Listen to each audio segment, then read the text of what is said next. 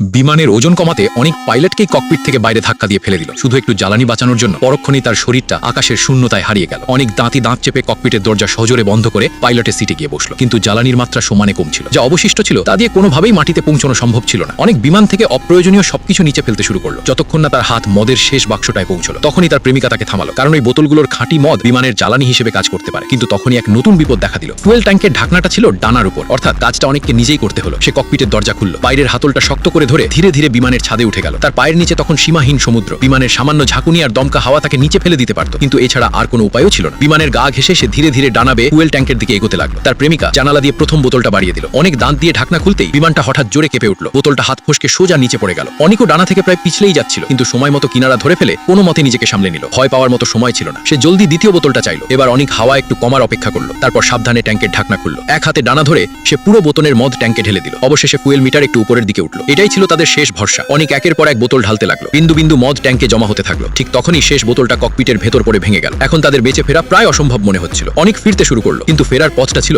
আরো ভয়ঙ্কর। দমকা হাওয়া তাকে বারবার নিচে ঠেলে দিচ্ছিল, আর বিমানের ডানাটা প্রচন্ড কাঁপছিল। দুজনে ককপিটের দরজা বন্ধ করতেই দেখা গেল জ্বালানির মাত্রা সত্যিই কিছুটা বেড়েছে, কিন্তু পরক্ষণেই তা আবার দ্রুত কমতে শুরু করলো। ওই মদ তাদের মাত্র কয়েক মিনিটের স্বস্তি দিয়েছিল, যা তাদের বাঁচানোর জন্য একেবারেই যথেষ্ট ছিল না।